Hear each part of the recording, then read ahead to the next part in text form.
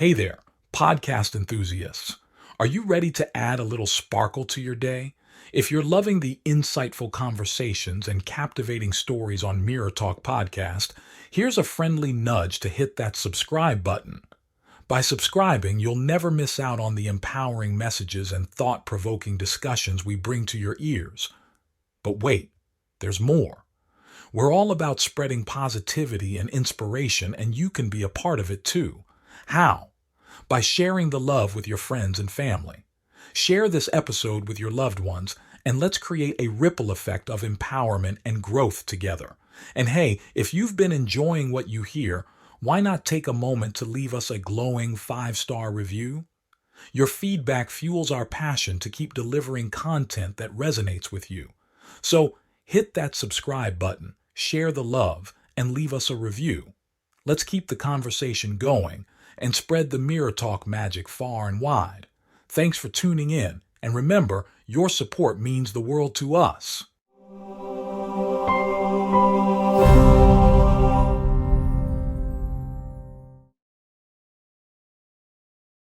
In this episode, I have the privilege of speaking with a public speaking coach, a modified yoga teacher, and a real estate agent.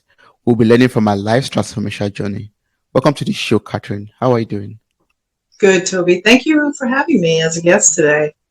Thank you so much for joining me for a soulful conversation. I'm so delighted to be speaking with you. Before we jump into the conversation, I know today we're going to be talking about something very difficult, something that could trigger a lot of people because it's something that a lot of people are going through. A lot of people are open about it, but even a lot of people are, shy or scared of talking about it, and that's about suicidal thoughts. But you are a survivor, so I'd love us to learn from your story of survival. Is it possible for you to share your account of nearly taking your own life?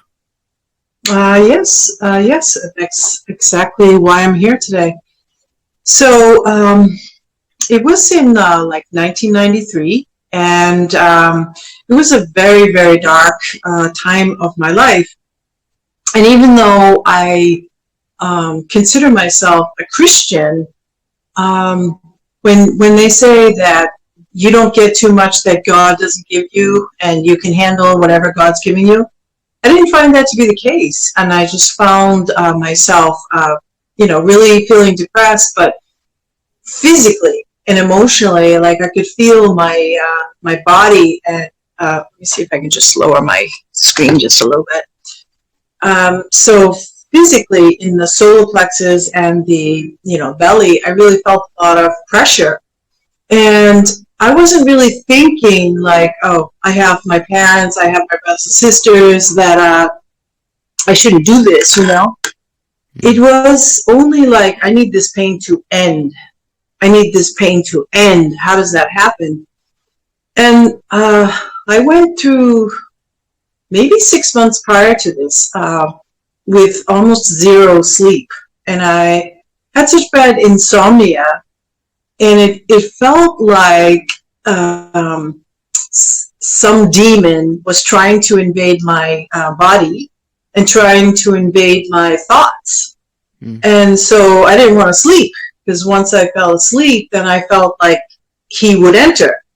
And I felt like he was the equivalent of something that looks like a gnarled tree, and it's digging these vines into your body, and you can feel like your cheekbones popping, and with these vines, And I called him Wooden Face, because that's what his face was like, all gnarly and everything. And so I had this real, I could say like it's almost like a temptation, but this voice inside my head was absolutely so logical to say, why don't you throw yourself in front of a moving train? Why don't you just push yourself in front of the bus right now? Oh, why don't you just, go to the Bronx and buy a gun and tell them to load it? Go to the clerk and tell them to load it, And it really sounded quite logical. And to go back a little bit on my background, I had been a survivor of molestation from a family member. And, it was like during the time that I was like 8 to 12. And it seems like my memory, like I blocked out some of that interaction. And also it happened because I trusted my relative. And it's like when you're a child, especially maybe a female, you want to please, you want to please everyone. And then even though you say no to it, he's a bully, and he will say, well, I'm going to tell, mom and dad, I'm going to tell so-and-so, and you are just like, a bad girl. They're going to, relate to you that you're bad, So then in a way you find yourself trying to please, and if I do this, he'll stop. But it doesn't happen like that, Yeah. So anyway, then when I became an adult, I wasn't really dealing with all of it. I tried, I did run away when I was like 20 years old from my family. And I went to California, from Boston to California, and lived there. And I was doing my thing. I was attempting to be an actress, and I didn't know anything about yoga. I didn't know anything about real estate at that time. And it was very challenging. But I think people who have distress in their life, I think they're very good at masking it and putting on a front, saying, I'm good, look at me, I'm good, But when I found myself in New York, I found myself with kind of this obsession, and I wanted to feel better, but I couldn't feel better, and I wanted to succeed, but I couldn't succeed. And then when you have such trust issues, you don't have the ability to say, this guy's good, this guy's not good. This guy's good, this guy's not good. You're just like, blank them all. They're all blank, they're all blank, and that's what you want to, that would have been a swear word right there. I don't know if you can do it or not. But, you try to resist, but if your boss is a male, then it's like, you can't handle yourself.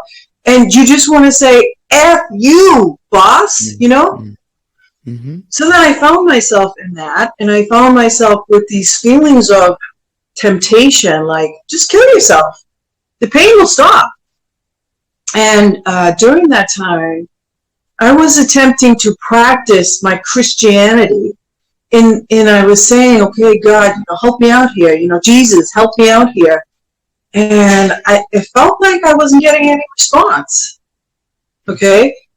So I just felt like I didn't get any response. So during this time, it was raining a lot. It was just raining a lot, and there was no sunshine. And it just felt like, this is it. And I kept having these dreams that I was being attacked or raped or, it was just not nice. And I had left Boston because in one way, from my parents, I felt that there was a lot of passive aggression. It was just really not a very nice environment. Not that I grew up any bad. I wasn't or anything. It's just that, there was 8 of us. So you always had to vie for attention. And then, you have parents that I feel like they had one too many children and they weren't quite paying attention to us all the time. So it was like, how do you get that attention when you really need it? And how do you express yourself when you've kind of hiding? So the molestation happened, and then you just kind of go into shutdown and say, nothing happened, And so, you kind of lived your life like that. And I really felt like from a child, I felt like people could enter my mind. And if they were psychic, they could read me. So I was just like, no, and shut it down, So this is how I felt like a lot of times growing up. But then add to that I was identifying as a male in a female body. There was no language or no verbiage for that. And so people just said, you're a lesbian. And I'm like, nah, I don't think so, you know. And now I do identify as being a lesbian, but at that time it was just like, no, I'm a guy. You know, I'm a guy. You know what I mean? Yes. Like when I was younger. Yeah, go ahead. No, I said yes, I understand. Yeah. Yeah, like when I was younger, you know, my brother would be wearing a suit and tie, would go to church, and then my mom would be like, look at the dress I made for all of you girls. I'm like, ew, I'm not wearing that. You know, I'm not wearing that. So then they kept trying to push this on me, and I'm like, I mean, I'm a dude. Like when I look at myself in the mirror, I'm a dude. You know what I mean? It happens to be that this female is looking back at me, but that's not me. You know? Yeah. Then everybody kept saying, oh, you're female. And then I'm like, well, I don't think so. But I felt like I was a little boy who liked little girls. And then that wasn't really like, you don't talk like that, and you're a girl and you'll grow out of it. I'm like, okay, what do I know, you know? And as I grew up, it's like, I felt like there's a split in my personality. You know, it's like you have to hide who you truly are, and you have to hide what happened to you. And I'm like, you know, when people said, well, you know, your brother doesn't have to do that, or your brother does this, and he's a boy. I'm like, but I'm a boy, you know, like I shouldn't be going dressing shopping or girl shopping, you know. I wanted to wear like, you know, where are the good boots? You know, where are the good sneakers, you know? And the boys had all the power. They had all the energy. So then I became a female, and growing up and, you know, reached puberty and then reached 18 and 19 and 20. I'm like, oh my God, like this sucks. This kind of sucks, you know. You can't talk about who you are. And everybody's just saying, no, no, no, no, no. But then you can't talk about what happened. So I'm like, you know, what am I going to do now? And then, like, all of this emotion got stuck in my throat, got stuck in my solar plexus, and got stuck in my belly. And so you're walking around all the time like, I'm in pain. And then this logical voice kept saying, you know what? Jesus doesn't care about you. I mean, if Jesus cared anything about you, wouldn't you just stop the pain? And I'm like, maybe that's true. Maybe that's true. So then this demon, that's all I can say, it's like, started having conversations with me, you know? And he would say, look, I care about you so much. I'm giving you an answer to end your pain.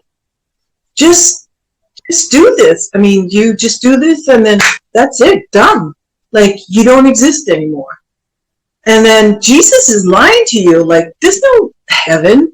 There's no place to go that has all the lush gardens. I mean, like, are you crazy? I'm the one who's here with you now, you know? So I'm like, okay. So when I was in New York in 93, I lived at a women's residence.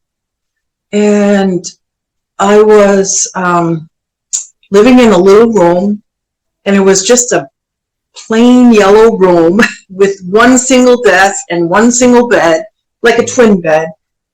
And, you know, you had the sink there. And then the voice was saying, you're on the 9th floor. Open your window real wide, take a run back, and then whoo, out the window you go. You're going to go crashing down and done. And, you know, I looked at the window. I'm like, okay. But that wasn't, you know, like the moment I actually tried it. I mean, I pushed up the window and I pushed up the screen and, you know, I took a look down. I'm like, Like if I go crashing down there, like I might land on someone, you know, walking by. You know what I mean? I don't Yeah. know. But the temptation felt like someone was like pushing you in the back, you know, just do it. And so like I closed the window, closed the screen, and I was back from the door and just trying to like hold on, you know.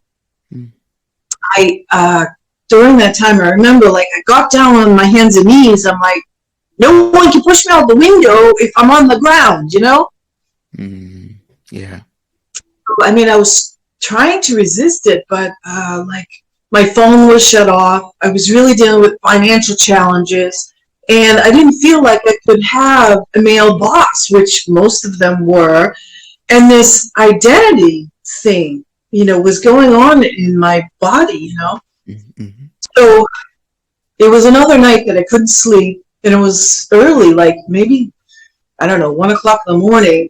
And I went upstairs to the 13th floor. And at that time, I think they changed this a little bit differently, but they had no barriers. So you could actually have this flat ledge, and I laid down on it, belly down on it. And I was like, okay, and I was holding on to the edge like this. And then this demon, Wooden Face, was saying, roll 'em, roll 'em, roll 'em, roll 'em, roll 'em, roll 'em. And, you know, it's like that song from the 50s here in the United States. It's called Rawhide, and it's like, roll 'em, little doggies, roll 'em. So I heard this, and it was just, you know, as I was rocking, it was like, roll 'em, roll 'em, roll 'em. And just like, oh, you'll be done, you know.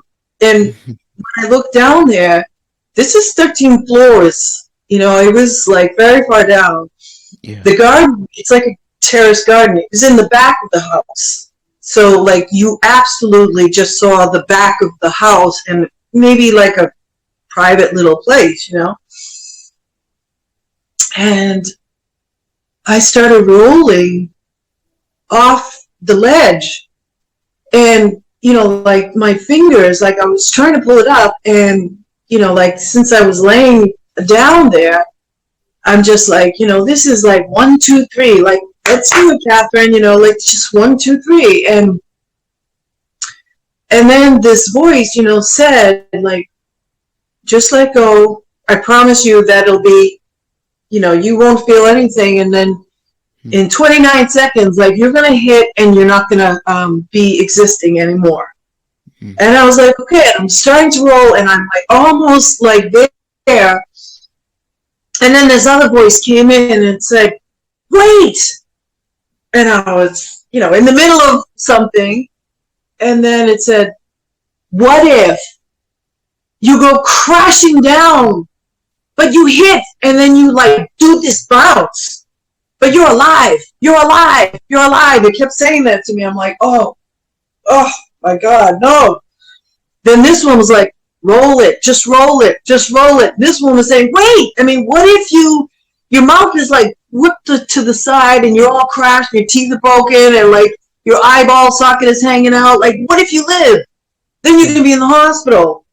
And then this one was saying, no, 29 seconds and you're done. Just 29 seconds and you're done. I don't know.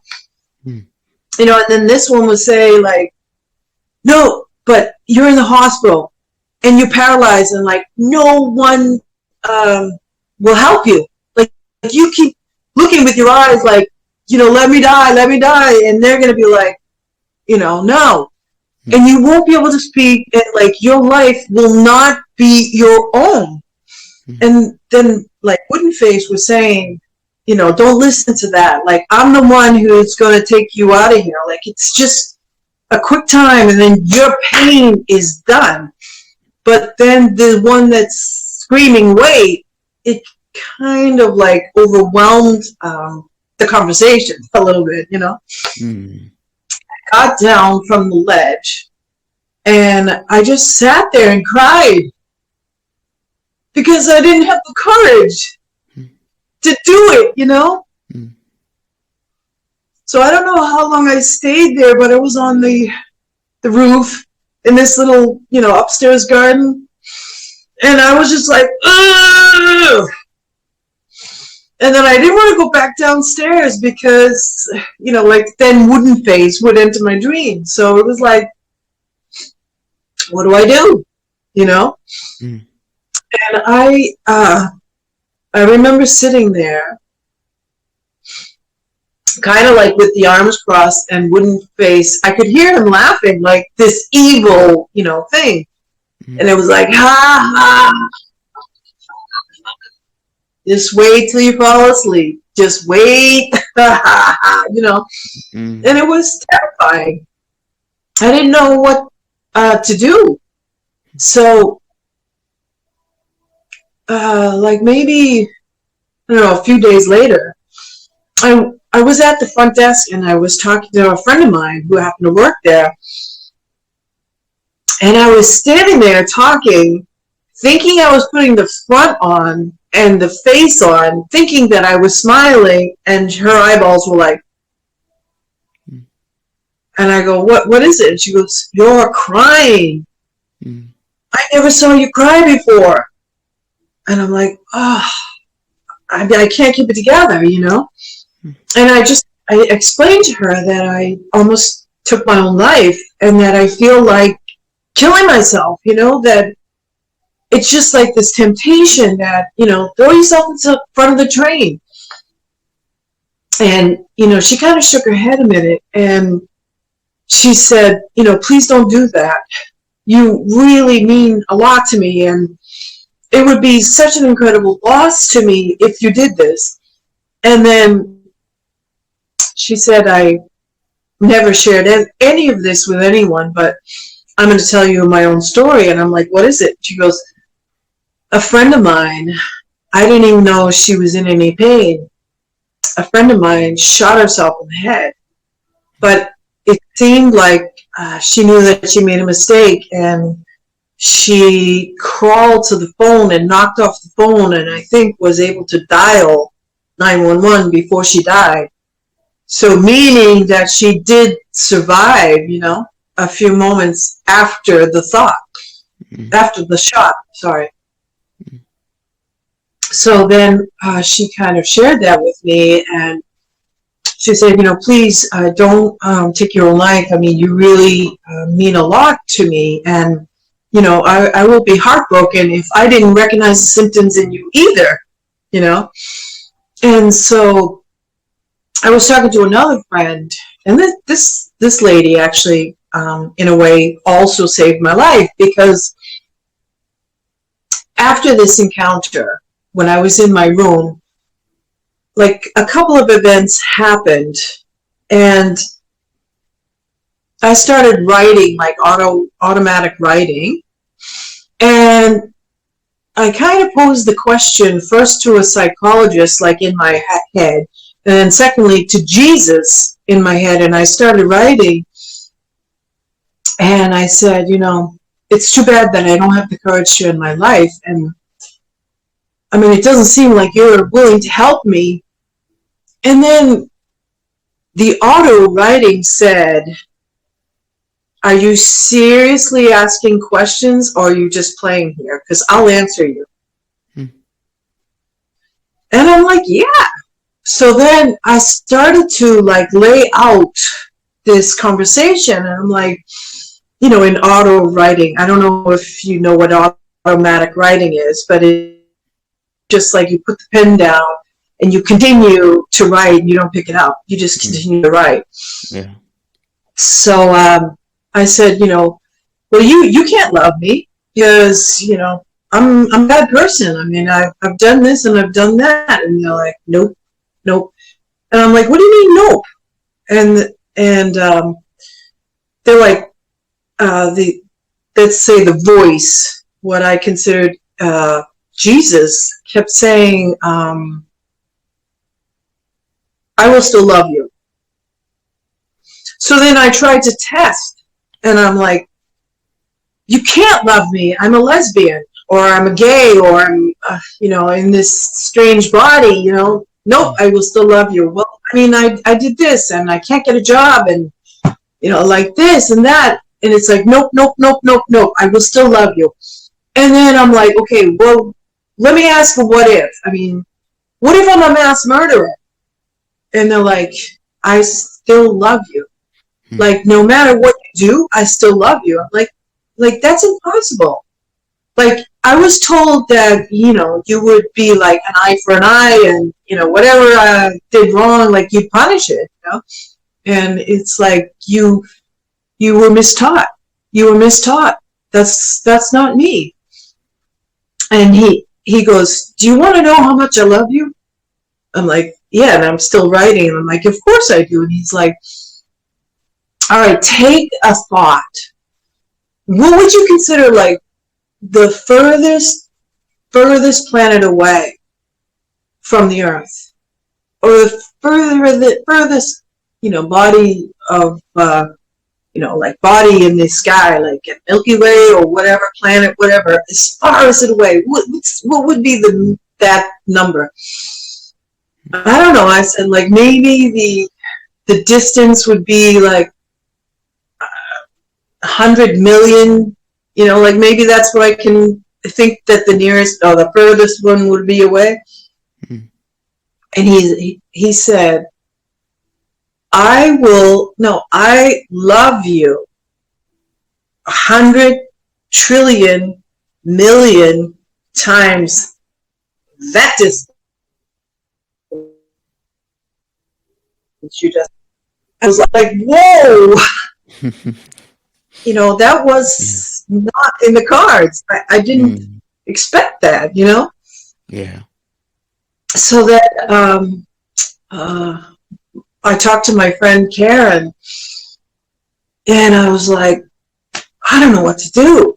I mean, I can't get out of this thing, and I have nowhere to go but,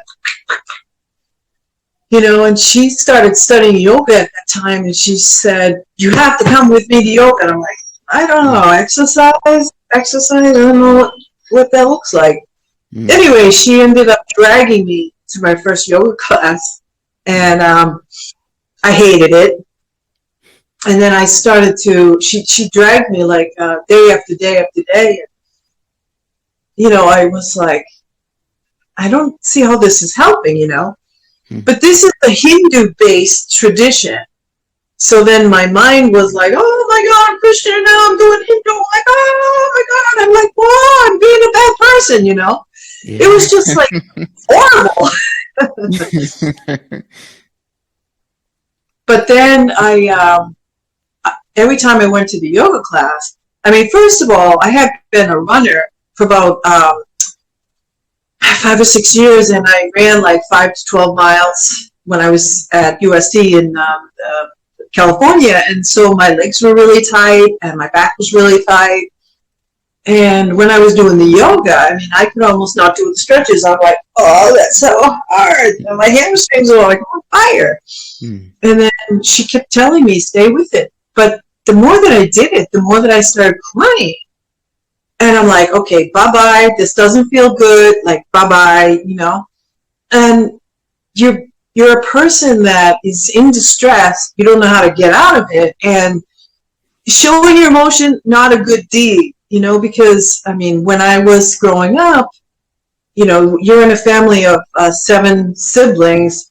It's like you started crying, like they would mock you and ridicule you, like till you, went under the table or something, I just didn't do that. So, and then, mom and dad were like, no, you don't need a therapist. Like, you don't have to go. What are you? You're not crazy. Like, why would you do that? Like, so that was just not happening. But then the more that I said no to my friend, the more she was like, it's my mission. You're going to do this yoga. And I was like, no. And then I started to feel better. And then one day she said, well, I'm going to the Bahamas, and I'm going to be a yoga teacher there, and you should come with me. It's on the yoga retreat. I was just like, I can't even get my head around studying Hinduism, going to yoga. Now you want me to go to a yoga retreat? Like, is this a cult?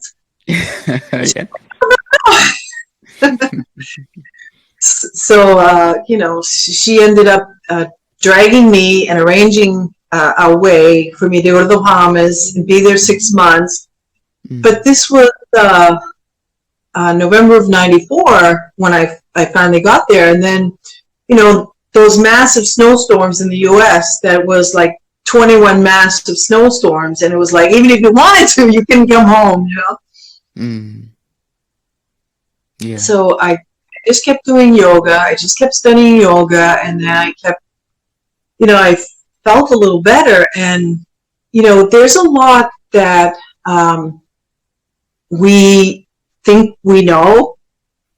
For an example, I'm just this, like that's it, flesh and bone, that's it. But then in yoga and Reiki is like a Tibetan healing form done with laying on of hands. Like there were these modalities that you got in touch with, massage and Reiki and, yoga, Tai Chi. And it started working on these little meridians, these points. And, there was a couple times where I was walking down the beach. I was walking with her, and I felt like someone wound up and just punched me hard in the chest. And I was like, ah. And she goes, what happened? I said, I got this pain. It just seems like someone drove a hole through my chest, like this big. She goes, I know exactly what happened. I'm like, what? She goes, your heart chakra just opened. Ooh. I'm like, I don't even understand what you're saying. I don't even understand what you're saying. Yeah.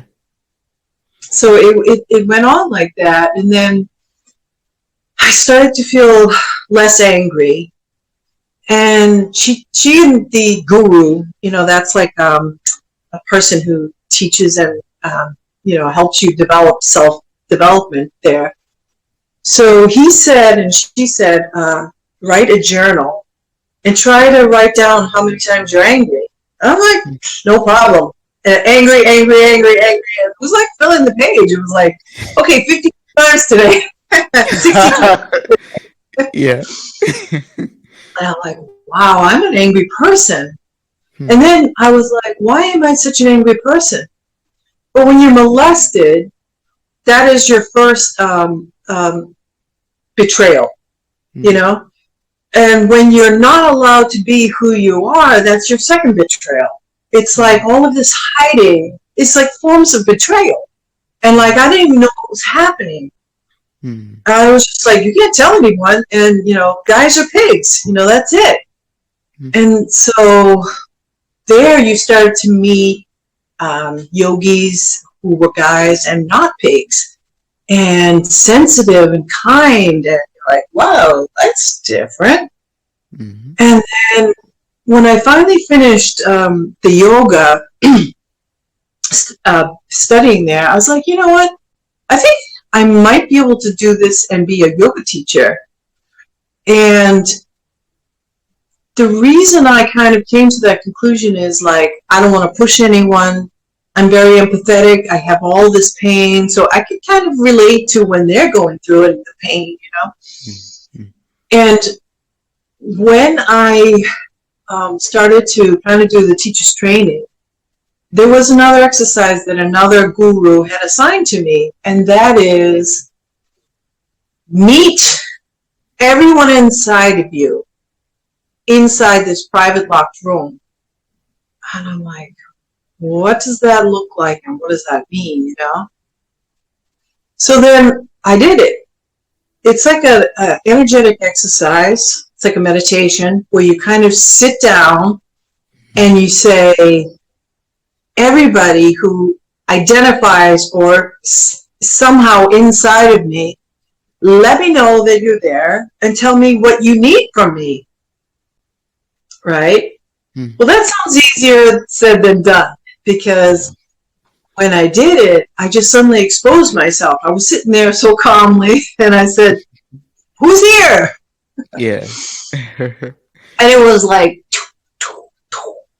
20 people, maybe your worst enemies, came into the picture.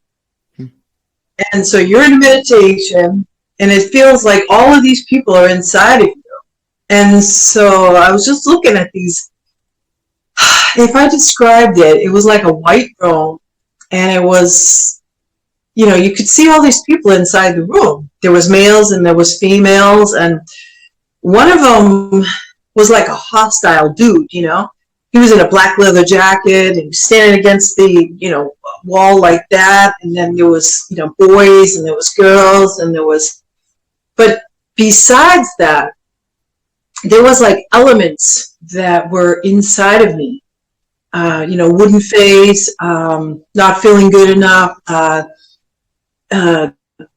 extraordinarily shy and victim and, depression, even babies were in there, like little girl Katherine's and little boy Katherine's, everybody was in there. So the exercise was talk to everybody and say, what can I give you? What do you need? So the first one I talked to was the hostile dude, let's say, aggression and violence, Anyway, when I approached him, remember this is a meditation, it's not really happening. Yeah. He grabbed me by the throat and he was like trying to choke the life out of me. And he was, accusing me. He said, you're trying to kill me, like that type of thing. I'm like, oh, sorry about that, And that's the thing, you had to kind of meet who was there in your personality and say, I'm sorry, can you forgive me? I didn't understand what I was doing, And then there was the girl, Katheryn. I actually could only hear her voice. And when I went looking for her, I was like, I found her locked in a closet. Wow. Crying and crying, like maybe a 2-year-old, a 3-year-old, crying and crying and crying. So I just approached her and I'm like, oh my God, I'm so sorry. And I mean, she was kind of going like this, like she wouldn't talk to me. But I said, why are you in here? And she said, you locked me in here. I haven't been able to get out. And then there was a little boy. He was probably like 5 or 6. And he was just like all super tough and standing there like this. And he was wounded, he was emotionally wounded. And I'm like, tell me about you. And he's like, I just want to be myself. All of these people in here, they keep pushing me around and they beating me up, and I just want to be myself. I'm tough, but they scare me. And I realized, this is the little boy part of me that I identified with, and I couldn't be him. So in a way, he's just yelling at me, I just want to be myself. And I was like, oh my God, I'm sorry. I'm sorry, but at that time, I couldn't take care of you. Now I can. You can be yourself. You can be whoever you want. I'm good. It's okay. It's okay. So there was like not feeling good enough. There was not worthy. And you just had to keep talking to them. And you're like, as this yoga person that is studying this and doing meditation, I realized myself that this is like a split personality. And it's compartmentalized. You put them all away, And in attempting to survive, heal myself, I have to say, I'm going to integrate you. Is it okay? I mean, is it okay? And you're welcome. I feel a part of you. And some of these, let's say, entities or beings, whatever, they lived in my solar plexus. So as I started to identify and invite and understand who they are, it's like the lines of wood face started to be pulled apart, And so all of this entanglement, it was like, boop, boop, boop, pulling up the vines. So like the anger was attached to fear, who's attached to worthlessness, who was attached to victim, and I want to die. And the longer that I kept doing this, and this particular exercise was not just one day. I mean, it went on and on and on. Excuse me. Until there was like kind of one day, and it wasn't even like out of the ordinary. I was just like, oh, I feel different. Oh, I really do. I feel different. And when I was writing and doing the automatic writing and looking back on who I was, I thought, oh, okay, there's a lot of hiding. There's a lot of putting a face in front of. There's trying to do it yourself and not have anyone involved in saying, I'm really hurting here. And there's a lot of betrayals here, you know? Like, I got betrayed and I lost this trust, and I was a girl and I was a victim. But somehow I got responsible for it all. I got, like, if you're a person who's looking to please someone, well, your manipulator, a molester, is using that against you and is manipulating you to his terms, you know? Yeah. So you have to keep saying to yourself, hey, it's okay. I mean, it's okay. You went through that, and this, for a moment, defined you, but you're going to be okay now. You know what I mean? We're on the way of healing. And, I've been a yoga teacher now 29 years. I'm about to retire from my teaching. Yeah. But that being said, it took me, probably 10 years of this kind of, discussion and listening and understanding part of myself. And I remember when I was doing the writing, it's like, how can I describe this to someone? And it's like, okay, take like a really thick black marker or really black chalk on the wall, and then just throw in a bunch of blood that looks like, horrible kind of painting. That's what you've been looking at all this time. Mm-hmm. But if you turn a little bit, and you see the other bright wall, which has gratitude and joy, and someone saved my life on that roof. You know what I mean? Yes. Yeah, so you're looking at something, and you're just looking at the victimhood. You're not looking at all the special moments, you know? Yeah. That's a key lesson, looking at focusing on the positive parts of our life journey, no matter how difficult our life might be, could help us to pull through every dark stage of our lives, basically. Like being grateful for the tiniest of things actually could help us or could give us that strength that we need, to just pull through and to move on. But Katheryn, I have to say I am super, super grateful for you sharing your story and being vulnerable, and I was really feeling it and feeling emotional over here listening to your journey. But I'm also delighted that we have people like you out there, because a lot of us have gotten so perfect at masking our our traumas, our feelings, our emotions, and we've gotten so good at it that we even find it very difficult to be who we truly are.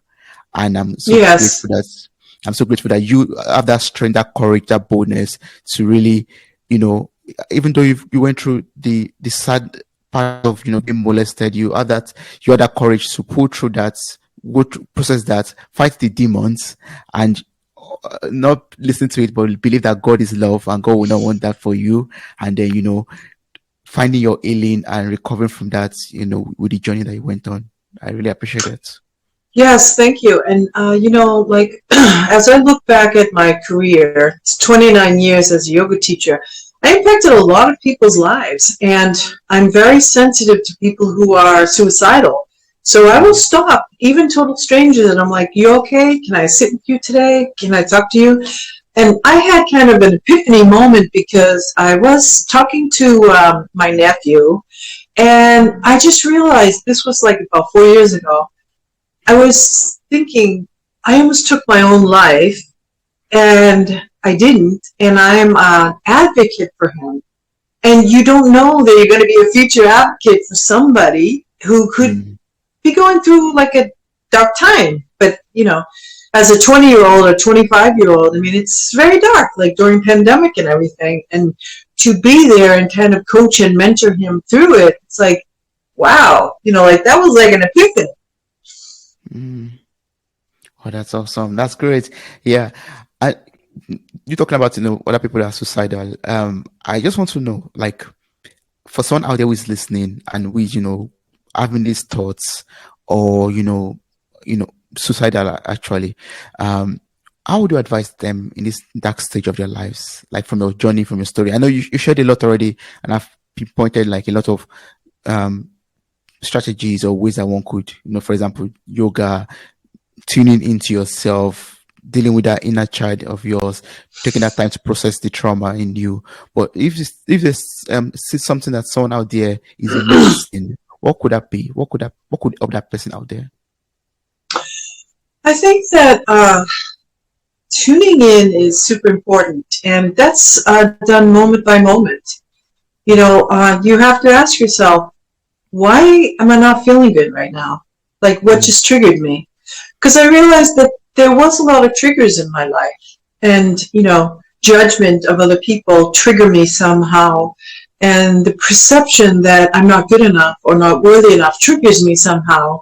And even though that's your own identification in your brain or your mind, it's not necessarily true.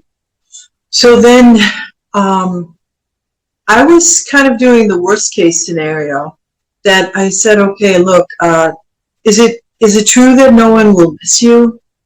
Is it true that not one person will find you? No, there's going to be somebody. There's going to be somebody impacted by your loss, And even if you can just get through this one moment, the next moment, we have this choice.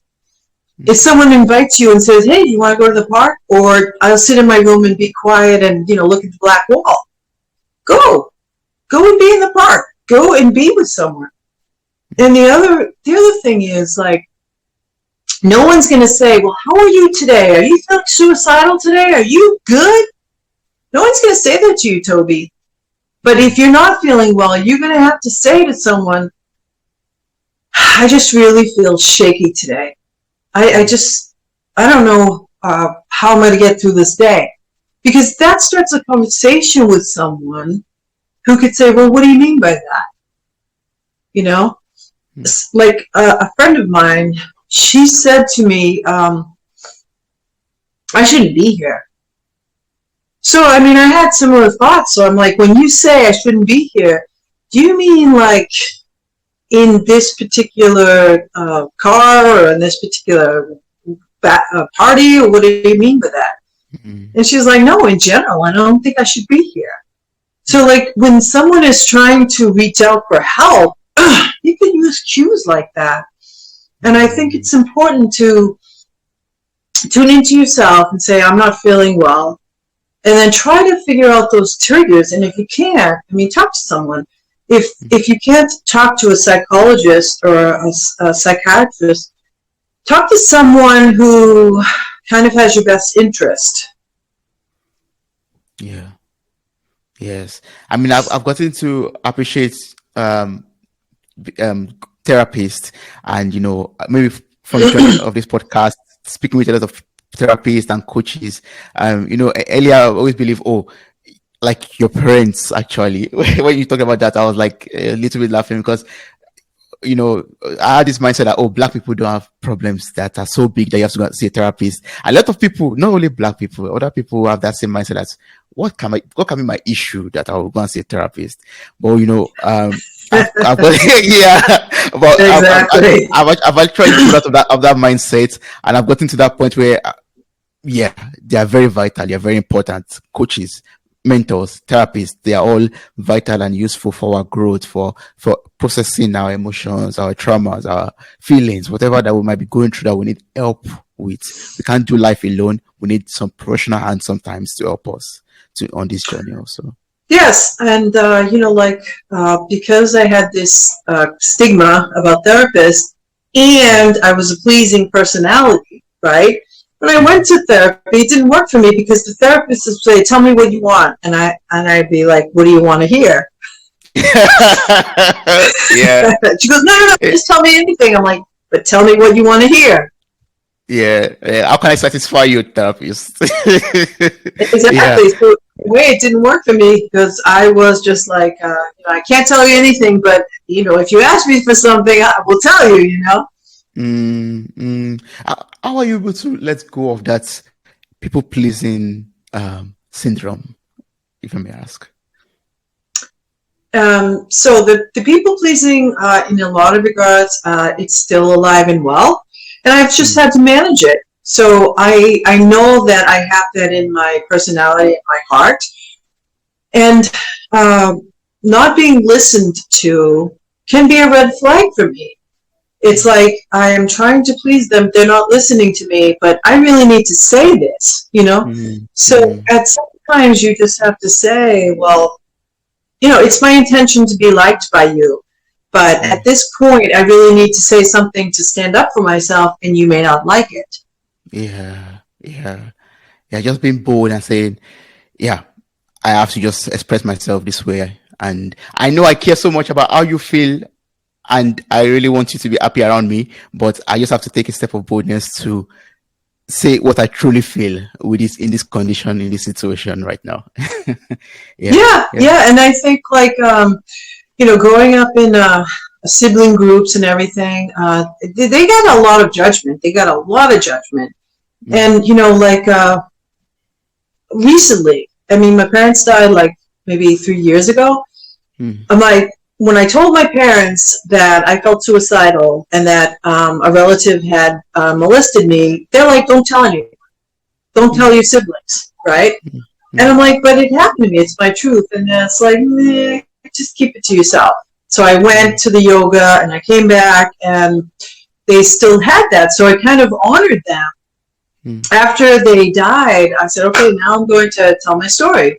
Because, mm, I was thinking naively that if I'm acting weird in my family because of the mm, trauma that happened to me, I will mm, share with my family and they mm. will understand the weirdness. Exactly, exactly. But when That's I true. told them, they just said, "You're a liar. Hmm. You're a liar. You're a liar. And I don't know why you're bad mouthing him." And Mm. so at that time, this was actually my older brother. He said it happened. And Oh. so, like, my sister had been talking to me, and she said he said it happened like this, it happened like this, and I'm like, so then I told him that, and it was around Thanksgiving, and my sister said, I'm sorry, but we have to uninvite you to Thanksgiving because you Oh. make us feel uncomfortable. Mm. Wow. So that must have been very difficult for you though. Like, being molested and your family, would I say ignoring that or not believing that? How are you able to then process that and go through that whole phase of your life of being labeled a liar, basically?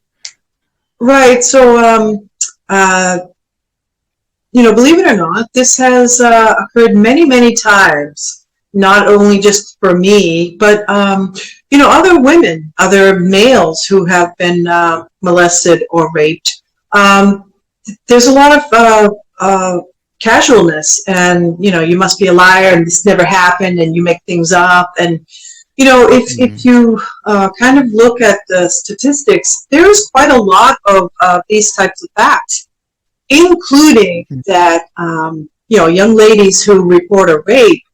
A lot of times, law enforcement officials try to discount their story to say that they made it up and they're liars. And so what ends up happening is they actually get arrested for falsifying a police report.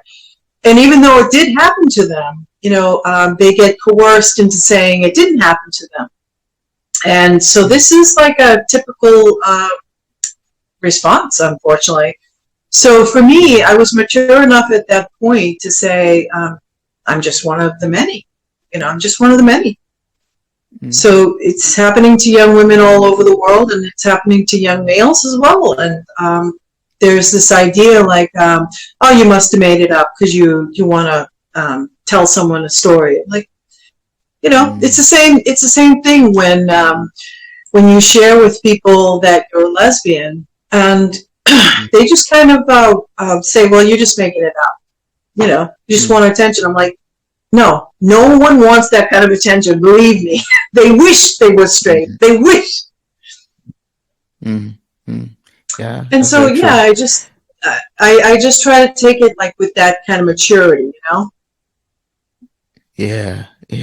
But I'm asking myself, is there something we could do as individuals, as parents, as a society, as friends to change this? I know. Of course, there are a lot of people out there who are going through this, and there are a lot of people that misuse this kind of situation, to maybe label someone badly or to do something bad. But there are people that have truly gone through this, molestation, like you did, who really suffer from this and have to be silenced. Is there a way we could get the truth and also create a supportive community for people that are going through this kind of trauma? So, I also just want to clarify this as well. My story is one of molestation, but at the age of 12, my brother decided to give me to an older friend, and he said, be his girlfriend, and that friend raped me.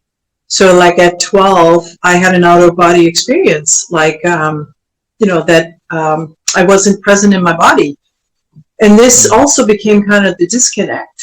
And my sister Jennifer then had like a change of heart, and she called me, or she wrote me a letter. I think she wrote me a letter. And she said, I've been really kind of bad to you, and I'm sorry for that. And I'm sorry that I didn't believe you. And I said, your fallback, the first fallback that you have is that you don't believe. That you don't believe that there will be a piece of truth to it. Okay? Why don't we start with that premise that there could be a truth to it? Even if it's my truth. Start with that. Don't just discount them and say you're making up a story, because in the worst event of your life, why would you lie about something like that to get someone else in trouble? And if you're a gay or a lesbian, like, you've been hiding your whole life, because a lot of times in a lot of places it's not accepted. So why would we put ourselves in that way to have everyone ridicule us, and in order to live an open and honest life? We wouldn't if it wasn't true. So I said, why don't you start with the premise that there is some truth to it? Yeah. Why don't you start from a point that it could be some sweet, and then go from there in supporting the person and helping the person on his or her journey, and see how it goes from there. Yeah. And so exactly, don't silence them, and don't try to read into their story. Like, they need you to listen to them. One of the reasons that I became a public speaker and I want to share my story is because I want to tell my story. And when people say, when they hear that I want to be a public speaker, they're like, they don't even let me finish. They say, oh, because you want to help someone. Oh, because you want to, inspire someone. I'm like, no, I literally want to tell my own truth. Yeah. And I would like to ask a question to that, actually, also, because I know on this journey of recording Mirror Talk Civil Conversations, I've met a lot of people who, want to share their stories also. And I'm so opportune to be speaking with you because you're a public speaker. Is there a way that we could share our story, our personal story, our personal journey with the world in a very effective way, in a very impactful way? Are there like some strategies to that, some ways, some technique to that, basically? Yeah. So, first of all, you want to choose a person, like a really dear friend. And if you're saying something with humor, or saying something with punchline and maybe a little bit of drama, you know your friend, and you're going to set it up in such a way that they're going to lean in and say, Toby, what happened? Toby, what happened? You know? And then all of a sudden you deliver the punchline and it's like, wah, wah, wah, wah. You know, they're going to start laughing, right? Yeah. So if you kind of had that thought in your mind, if a funny story happened to you, how would you set it up? How would you not drop the nuggets until it was just the right moment and you're like, boom, okay?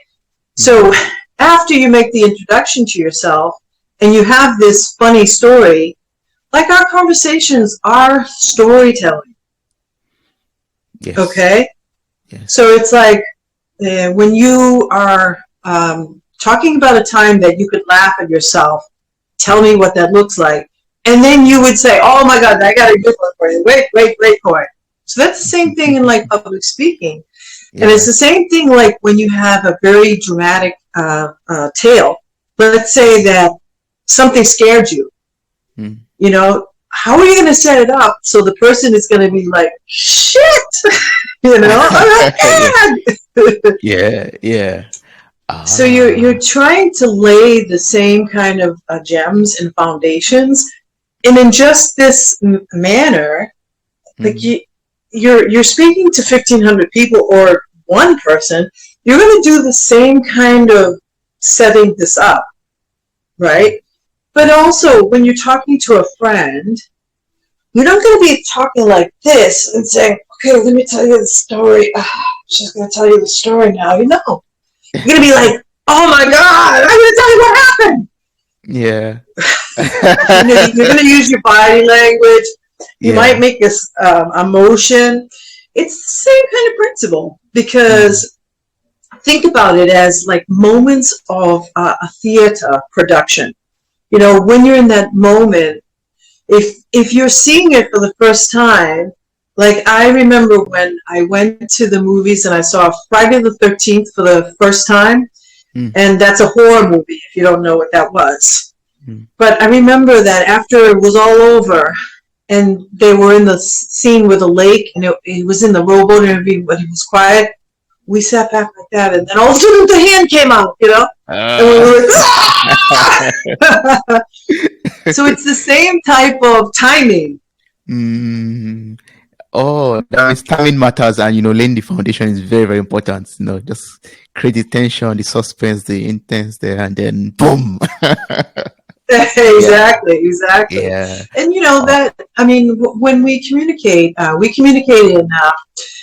in little stories, but we also communicate with a natural rhythm. And if I miss the word, I'm like, oh, what is the word? What is the word I'm trying to say? You could fill it in for me. But as a speaker, you could have that same moment where you freeze a little bit, and then you're just like, oh, hold on a moment, I'm having a brain freeze. I mean, what's to say you can't say that? You can say it. Because in communication with people from other countries, other cultures, from our own, and if we miss a word, I mean, I'm a yoga teacher, and I'm like, okay, move your your left arm. We do that all the time. Yes, that's true. Oh, yeah. I believe that's. Oh, wow, that's cool. I don't know. I just feel like asking you more questions in regards to molestation and the people in distress, because I was really touched by your story, and I've learned how to share my story, and also anyone who asks me about how can I share my story, I know what to tell them from what you just told me right now, Katheryn. Yeah, exactly. And like I went from a part of me that was very hidden to like, this is my truth, and it happened to me and it defined me in a way. You know what I mean? Because who it created in me was, I'm strong, I'm empathetic, I am compassionate. But if all this didn't happen to me, I might have been an a-hole. You know what I mean? And so that I have this trauma that happened to me, I am relatable. I am relatable. So, so what came out of it for me is courage, because you had gone from a place of being hiding to say, well, it happened. And then even though people say to me, "Oh, that's a lie," I'm like, I mean, in your opinion, it's a lie. I know what happened to me. Mm. And then to owning it, like you go from a place when you're in a victim mode to saying, everybody else did this. I'm bad because everybody else did this. I'm in the worst case because everybody did this. I'm blaming everybody else. Mm. But if your life is not working, Toby, you have to say, right here, I'm not working. Mm. I'm not working. So it's like, what can I do to make that happen? Yeah. So I gotta get full ownership. Stop blaming. Stop blaming. It happened how many years ago now? Stop blaming. And then what I say to myself, and I think that if you're dealing with distress or suicide, taking it one day at a time and one moment at a time, just saying, you know what, I can do this right now. And find those things that you can accomplish. You get overwhelmed by the whole big picture. Well, what can you do? Can you make 5 phone calls? Can you talk to a few people? Even to share your story, like I'm reaching out to you, you got to reach out to someone and say, would you be interested? Mm. Would you be interested? And share those stories. I mean, share those moments. So like you write a bio and then you're saying, hey, this is me. Would you be interested in that presentation? A lot of them will say, yeah, that sounds great. Because they're looking for content, one. And secondly, they might have a budget where you get some of that budget because they need to dispense the budget for events or learning. Mm-hmm. And if you're talking to like a corporation or something about suicide, it's like, I'm sure that they have people in their company that just don't feel good. That's true. That's very true. Wow. Thank you so much, Katheryn. I really appreciate this. For people out there who, for example, want to get into public speaking, to share their stories, or even want to learn about yoga, because I know your journey of recovery and healing, yoga really helped a lot, did a lot of wonder for you, opening up your heart chakra and all of that, and helping you to reconnect with that little girl that was locked up in the box, and the boy that felt he was pushed around, basically helping you to reconnect to every part of yourself.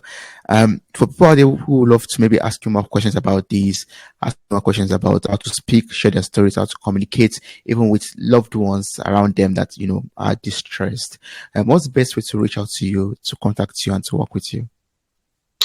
Well, I have a website, and that's greatatpublicspeakinginc.com. And then, my email is greatatpublicspeaking@gmail.com. And, just kind of contact me and say hello. And I think that, it's not as scary as it is in our mind here. But that's also something that we have to say, I can do this, and I can do this. And especially like, when you have someone who's empathetic or sympathetic, maybe it's a person like myself who's not going to push you and say, oh my God, you should get over that now. I mean, people have different ways of recovery. People have different ways of dealing with grief. I mean, there's so many things that could trigger a distressed person. I mean, you lose your mother and you could be distressed enough to take your life.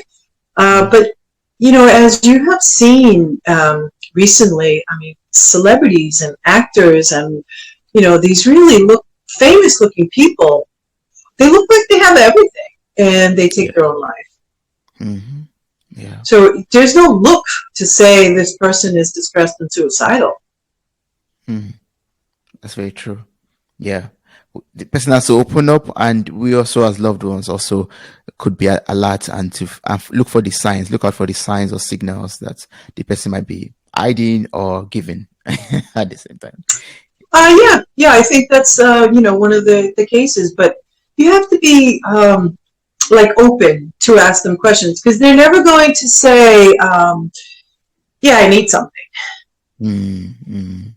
That's true. Maybe a dialogue could be like, hey, sometimes I get down, and sometimes I don't feel like I have a good day. I was hoping that maybe we could be like a little bit of accountability partners or partners, just like if I say, hey, look, can we have a conversation? I mean, would you be open to that? And then would you do the same?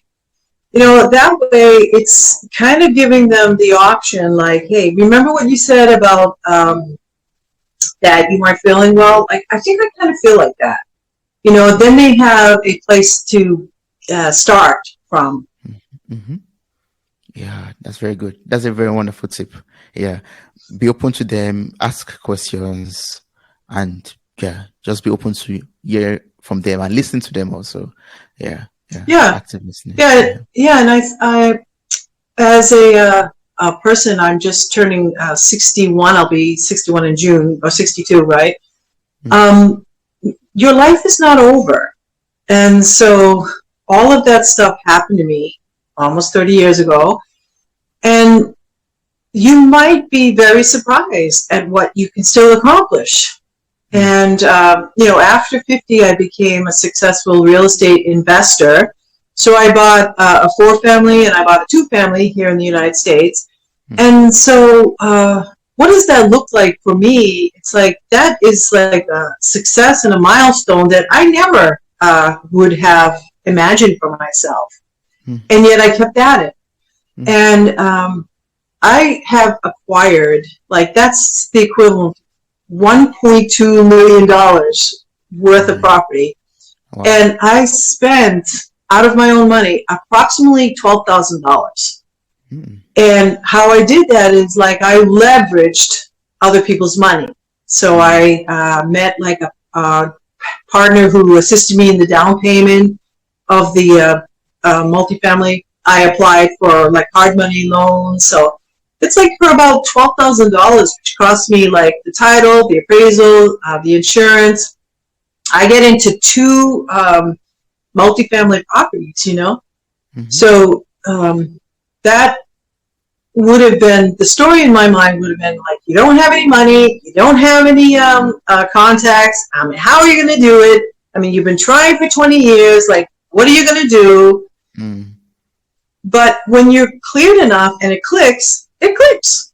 Yes. So if you're struggling and even like you're not suicidal, but you just lost your job, or your family's been impacted by a hurricane or a tornado, you're going to get through this.